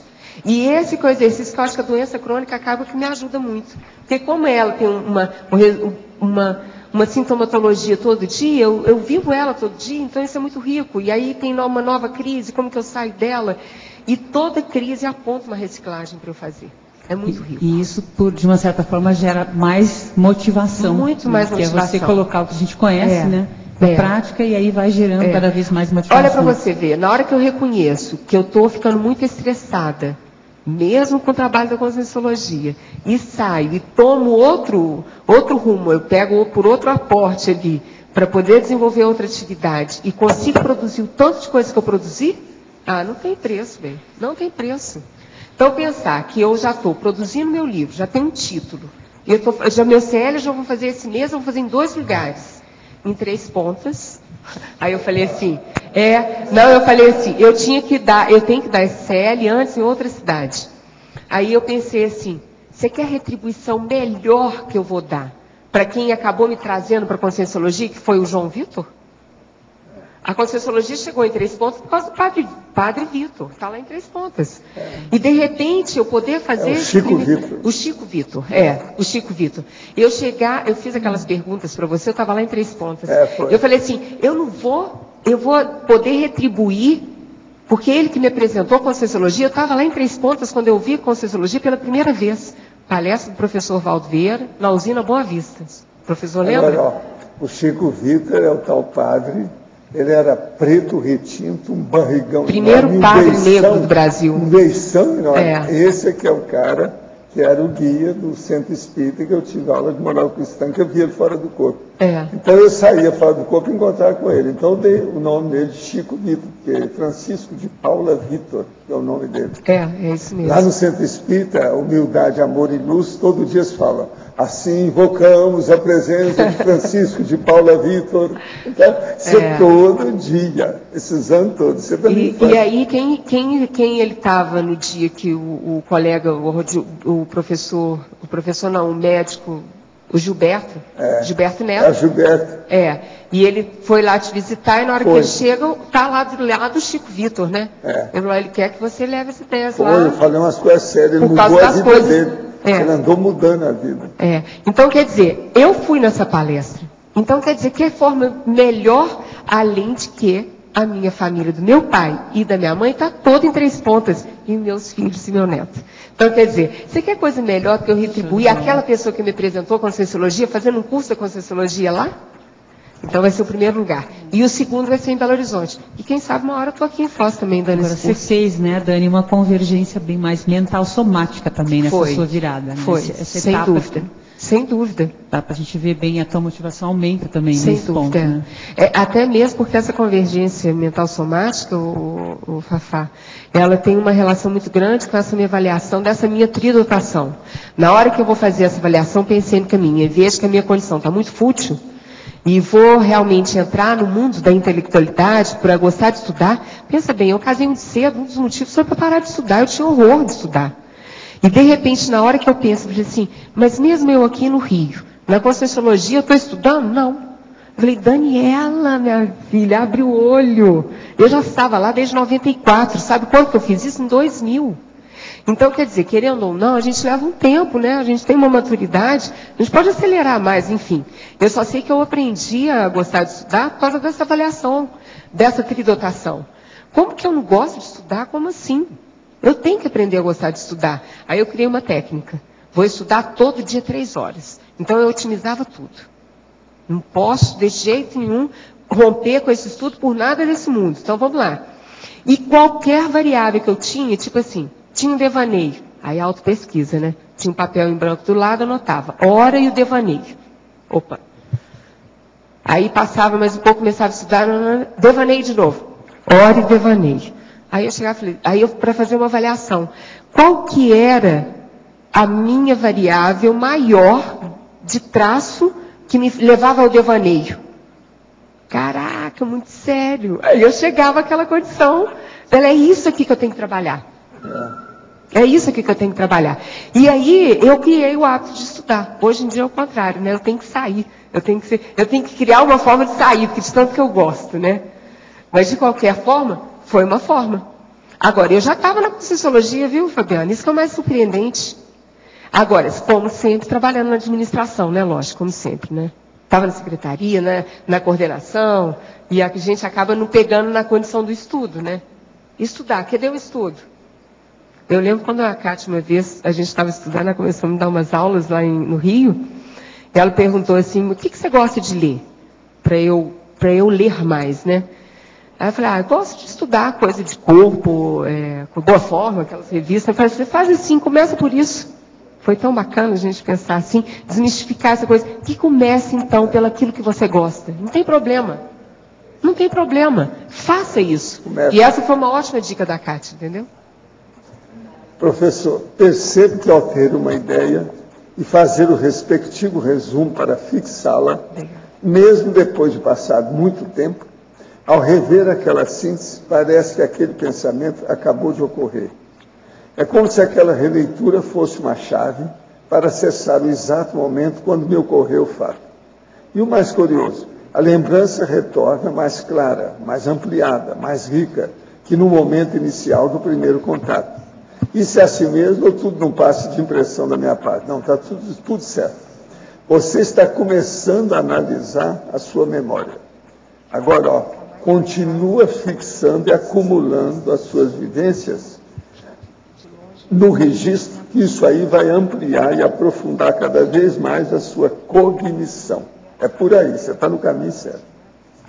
Professor, há também consciências cuja paraprocedência é o planeta Terra. Como estudar a paraprocedenciologia sem ficar preso no espaço-tempo? Aqui, o que quer dizer que o paraprocedência é o planeta Terra? Quer dizer, então, a paraprocedência dele seria a Terra inteira. Isso aí, meu chapa, é só o cara de continente, já é um serenão. Ontem vi um destaque no Shopcons, o livro escrito por Helen Keller. Fui pesquisar sobre a autora e fiquei cerca de 30 minutos recebendo banho de energia. Alguém no CAEC está estudando a biografia dela? O que o senhor sabe sobre a autora? Escuta, como é que é? Alguém quer falar nisso aí? Fala aí agora.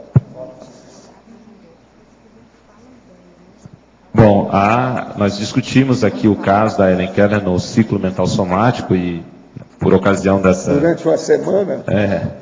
Desse dia, o professor Valdo lançou a hipótese muito lógica de ela talvez ser uma serenona, devido a toda a condição dela, o desempenho, o resultado assistencial que ela obteve. Até tem muito a ver com o que a gente está discutindo aqui, no caso da Daniela, com a doença crônica. No caso dela, seria deficiência visual, né, e auditiva, né? Não, auditiva e visual, né? E todo o desempenho dela. Agora, várias pessoas começaram a estudar a partir daí. Uma que está estudando também é o Alexandre Nonato. Vale a pena também conversar com ele. Ele já está levantando mais material sobre o caso dela.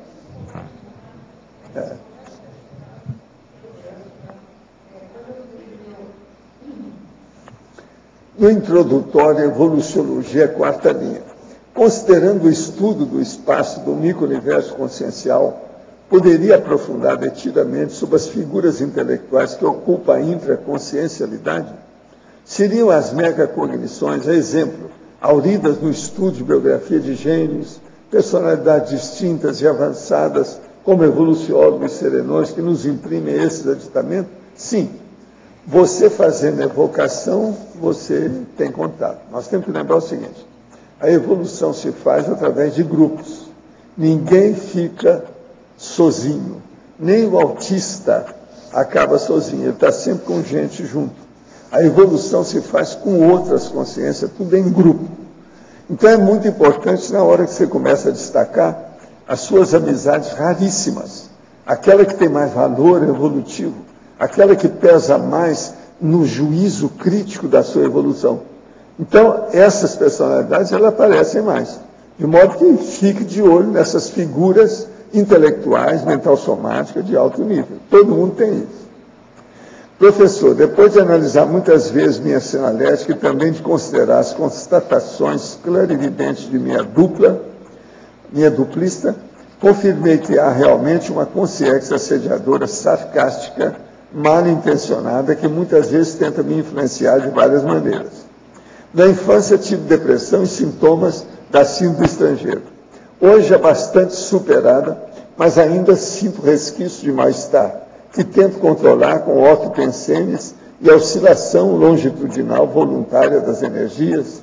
Já desejei que acontecesse o melhor para essa consciência, evoquei amparo, mas a impressão que tenho é que a mesma tem gabarito para ser mega sediador. Resolvi ir amanhã ao IPC para colocar meu nome na TENEPS. E, se for possível, pedir para alguém que faça arco voltaico. Teria alguma outra maneira para me ajudar? Não, o que eu acho é que você tem que desenvolver mais o processo das energias. Você está só no começo. Isso vai te ajudar muito. Você é muito moço, isso é normal. Ele tem 19 anos. Professor, tenho observado através do Google a condição geográfica de alguns países pelo mundo. Alguns dias atrás, passeando pela Inglaterra, verifiquei que não há mais floresta naquele país. Ele é um grande campo.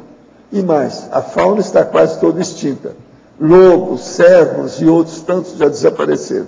Nunca tinha visto tamanho descaso. Fora a indignação que a sensatez traz ante esse quadro, que outros impactos energéticos esse absurdo causa no local. Olha, aí é fácil. Você vem aqui a Foz do Iguaçu, que você vai ver o que é a natureza.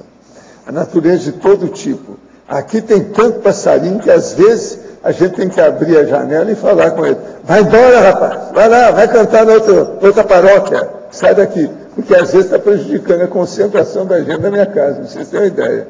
Mas tudo eu falo brincando, né? Porque eu gosto. Não, de manhã é uma loucura. Conforme a chuva, até de noite. E outra coisa, de noite não é só passarinho. Eles falam que no Brasil não tem roxinol. Aqui, por exemplo, eu quero, que fala muito de noite. Mas tem outros passarinhos também. Nós temos de noite, não é só coruja, não. Tem de tudo aqui. Agora, o problema todo é esse. Nós vivemos no Brasil ainda uma condição excepcional, como não tem em muito lugar. Agora, em Foz, nós vivemos ainda mais, porque é da natureza que é aqui luxuriante. Ela é muito rica dentro dos processos todos. E é só você chegar lá agora e ver o jardim que tem na minha frente. É um jardim pequeno, modesto. Mas, por exemplo, tem até o moinho de vento funcionando sem parar, tem lagarto de plástico, tem uma porção de joaninha, os meninos ficam doidos com aquilo. Cachorro, tartaruga, entende? Tem de tudo. Lagarto já tem, que eu já falei. Agora, tem vaso, flor, bulbo, broto, planta de todo tipo, árvore. E outra coisa, a Rede Globo, veio os caras aí, vieram aí anteontem, né? Foram ver e falaram assim, nós nunca vimos aqui nessa área nenhuma lugar que tem tanta flor como aqui. Agora, parece que eles não viram tudo, não. Eles viram só uma parte. Parece que tem um deles que vai voltar aí para ver. Isso é a Rede Globo que eu aí vendo. E eles vieram aí para examinar justamente isso, que é o processo da primavera, verão, como é que é. Agora, viram as amarílis e todas essas flores que tem aí. Só aqui tem mais de 20 tipos de flores abertas nesse instante. Só aqui em cima, nessa parte aqui. Então, isso tudo é que o nosso amigo aí poderia vir aqui para ver como é que é. Agora aqui, professor, registrar uma união estável no cartório para anexar aos documentos de pedido de visto de permanência tem o mesmo peso na INVEX que o casamento? Há pouco tempo as uniões estáveis começaram a ter direito em pedir visto no país. Porém, é necessário fazer um documento entre os dois parceiros afirmando que estão juntos para enviar para Brasília. Poderia comentar a respeito? Olha, esse processo de fazer união estável é mais forte do que o casamento. Isso aí já quebra o problema da INVEX, sim. Mas, às vezes, a pessoa que precisa fazer isso é necessário até para fazer assistência para outra pessoa. De modo que isso tudo tem sua razão de ser.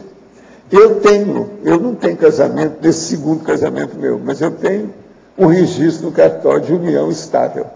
A união estável, ela dá mais séria do que o casamento, do jeito que depende do registro, como é que foi feito. O meu, por exemplo, é mais sério do que um casamento. Entendeu? E foi feito para ajudar os processos da minha mulher, que tem consultório com opção de coisa, por causa do currículo dela. O currículo dela está muito sério, então eu decidi organizar aquilo tudo de acordo com o processo legal. Então, o que vai fazer? Ela já é mestre, tem mestrado, aquele negócio, então precisa de estudar tudo. Agora, a nossa declaração de cartório é daqui, muito bem feita, é melhor do que casório, entende? Feita de propósito, para ajudá-la, no caso aí da condição dela. Então, isso tudo, nessa condição, então, ela hoje, devido a esse processo todo, que já está comigo há 20 anos, praticamente, ela não é mais inversora, é lógico, ela é reciclante. Isso é normal. Como eu já era reciclante quando eu me juntei com ela, você está entendendo? Então a vida precisa disso. Agora, deixar de ser inversor para fazer assistência vale a pena. É lógico. Porque o processo, seja de inverso ou de reciclagem, é um problema de estereótipo, é de fachada, é de rótulo. Por quê? O que vale é a ficha da pessoa. Olha bem sua ficha. Isso aí que é importante. É o que ela faz, né? Pois é. Professor Valdo, sim, no dicionário, na página 23, na autocosmovisiologia, o senhor poderia ampliar como um todo a autocosmovisiologia e depois a parte final ali mais profundamente, por favor?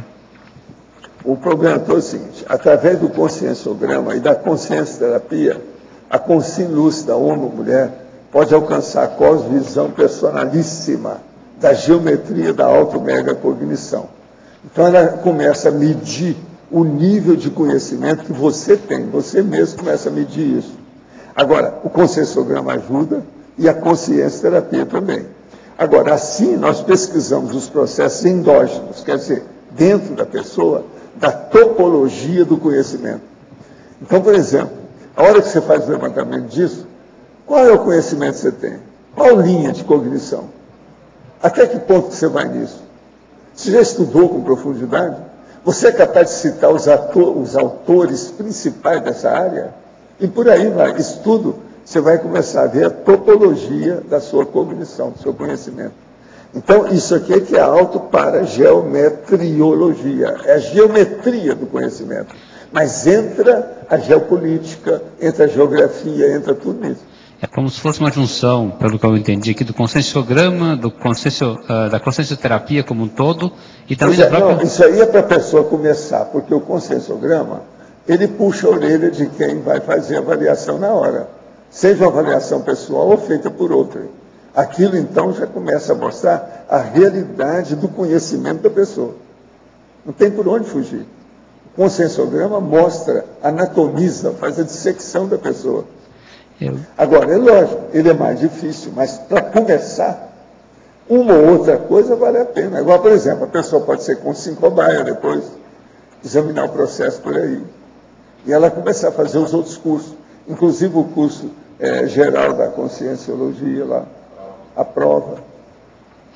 Para essa qualidade de vida ideal que a Dani está propondo aqui no verbete, parece que a autoparageometriologia é uma excelente ferramenta. Não, essa aí é uma coisa já avançada. Eu demorei a falar nisso por causa disso. Você já tem capacidade já para entender isso e aplicar.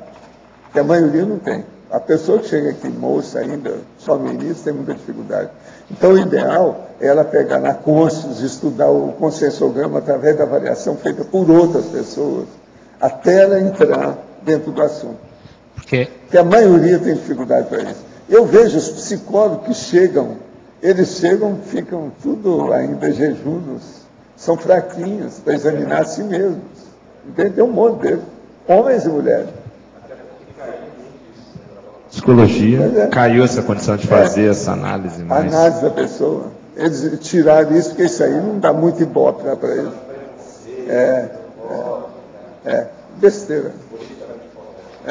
Porque esse conceito, ele é um conceito guarda-chuva para conscienciometria, para consciencioterapia, para plexografia também, porque tudo isso ajuda. Ele junta todos esses itens. Também. Né? Mas agora, o caso é fazer as avaliações. Nós temos muitos cursos de avaliação da personalidade. Nós estudamos a consciência, a conscienciologia. A maioria é curso de avaliação. Vale a pena pensar nisso.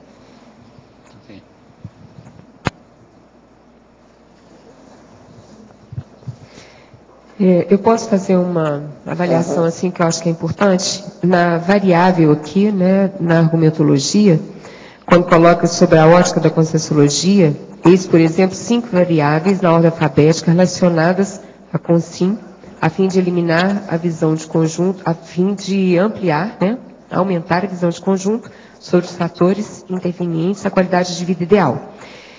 Tem um fator que eu considero que é importante, eu depois até quero ver se consegue fazer uma alteração, colocar o fator profissão, entendeu? Porque seria a profissão. Tanto é que essas variáveis que eu coloquei aqui, elas são relacionadas à profissão. A condição do equilíbrio, a atuação profissional, a condição do esclarecimento, ele priorizar, a organização, a condição dele poder realmente ter a vivência da motivação em trabalho e lazer, a condição da vocação, o reconhecimento da atuação que a pessoa vai realmente caminhar para poder realmente trabalhar, que isso daí tem a ver com essa condição que eu coloquei aí, de como que foi possível, com uma conversa junto com o Locha, eu reconheci que meu viés era na via da dessomatologia, que eu entendi a qualidade de vida, e a condição também do voluntariado. Então, e aí assim, a atividade voluntária enquanto profissão. Se eu tenho essa oportunidade de vivenciar isso, é porque eu tenho responsabilidade com isso. É porque eu tenho aí a condição de poder realmente retribuir aquilo que eu recebi, sem dúvida. Então, eu gostaria de reforçar essa condição. Atividade voluntariada da Conscienciologia enquanto profissão. Entendeu? Que é a minha condição atualmente. É um grande privilégio. É uma ocupação que você selecionou. Correto. Agora, para isso, o povo tem que ter pé de meia, a primeira coisa. Não, então, é exatamente isso. Se eu tenho o privilégio de ter esse pé de meia, que me dá uma qualidade de vida, pelo menos mínima e boa, para eu vivenciar. Você não precisa de mais nada. Para que eu vou precisar? Só precisa trabalhar a sua sangue. Mesmo com a múltipla. Correto. Não dá para ficar pensando em ter uma profissão para eu poder ganhar mais dinheiro e ser rica. Isso é bobagem. Isso é bobagem. Eu não tenho intenção, então eu deixei de trabalhar. Você vê o que você pode seguir com você intraconsciencialmente. Intraconsciencialmente. Agora, eu espero mais 100 verbetes da sua parte. Você está entendendo, Kátia? 100. Aqui, eu já tenho listado. 100. Tá bom. Aqui, ó, eu já tenho listado aqui comigo, que essas ideias foram começando a aparecer no momento que eu estava estudando. Eu já tenho 5 aqui que eu já quero fazer a definologia. Então tá. Muito bom. Vamos nessa. Muito bom. Os nossos comerciais, por favor. Obrigado. Hoje tivemos 44 assinaturas no livro de presença, 8 perguntas presenciais, 26 perguntas online. Temos os recados da Valdirene sobre a Escola do Parapsiquismo, a Regina sobre o evento do Colégio Invisível da Dessomatologia, a Mi sobre o curso 40 Manobras e a Fernanda com o curso Fundamentos da Conviviologia. Boa tarde a todos. Nós queremos convidá-los para o curso A Escola do Parapsiquismo, que é um programa que tem o objetivo de favorecer o desenvolvimento do parapsiquismo. A Escola do Parapsiquismo ela tem a duração de 1 ano e está organizada em 3 módulos. O primeiro módulo acontece de 2 a 6 de janeiro de 2013, o segundo módulo de 15 a 19 de julho e o terceiro módulo de 16 a 20 de julho. Em cada módulo, os participantes têm entrevistas com os EPICONs e professores, exercícios energossomáticos, aulas com temas específicos voltados ao desenvolvimento do parapsiquismo.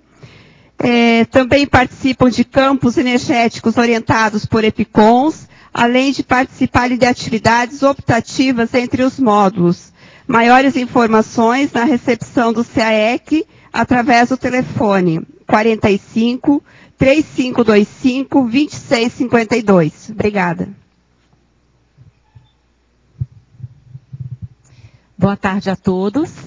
O CID, Colégio Invisível da Dessomatologia, convida vocês a comparecerem aos eventos do colégio que irão se realizar neste feriado e no final de semana.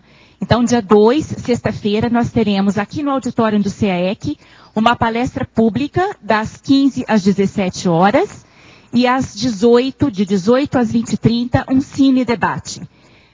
No domingo, nós teremos um livro-debate a se realizar aqui na Sala 1, também no CAEC, das 15 às 17 horas. E montado desde sexta-feira a domingo, um estande com uma pesquisa de opinião pública na entrada do CAEC, perto da epígrafe, onde todos estão convidados a fazerem o seu preenchimento e darem a sua opinião. Obrigada. Olá, aproveite o feriadão de 15 de novembro para vir a Foz do Iguaçu trabalhar suas energias no curso 40 Manobras Energéticas. O 40 Manobras é um curso sem pré-requisito, ministrado pelo professor Mário Oliveira, em que trabalhamos as manobras básicas, por exemplo, a exteriorização de energias, interiorização de energias, assimilação, desassim, EV. Fazemos o trabalho dessas manobras em dinâmicas interassistenciais. Então, assim, ao final do curso, você será capaz de blindar a sua alcova, de higienizar um ambiente, de encapsular um assediador, de aplicar um arco voltaico no membro da sua família. Enfim, usar as suas energias para a interassistência no dia a dia, a qualquer momento, com segurança. Esse é um curso de parceria da CIP com o CAEC e as inscrições são feitas na recepção do CAEC, telefone 45 35 25 26 52. Obrigada e até lá. Boa tarde a todos. Convidamos para que participem do curso Fundamentos da Conviviologia, que acontecerá aqui em Foz do Iguaçu, nos dias 9, 10 e 11 de novembro. O curso, em 15 horas de atividades, irá apresentar os princípios da conviviologia nas suas diversas categorias, desde a fitoconvivialidade, zooconvivialidade, autoconvivialidade e a grupo convivência, com dupla, família, trabalho, por exemplo. Em especial, a temática para conviviologia, ou seja, convivência nas dimensões extrafísicas, com consciências extrafísicas, será abordada em 5 horas de atividades no domingo, com um campo bioenergético, coordenado pelos EPICONs Moacir Gonçalves e Mabel Teles, e seguido de debate. As inscrições podem ser feitas na recepção do CAEC, pelo telefone 45 3525 2652, ou pelo e-mail caec@caec.org. Obrigada. Para amanhã teremos o verbete para a terapêutica do luto. A especialidade para terapeuticologia, de autoria da professora Regina Sterman. Obrigado pela sua presença e até amanhã.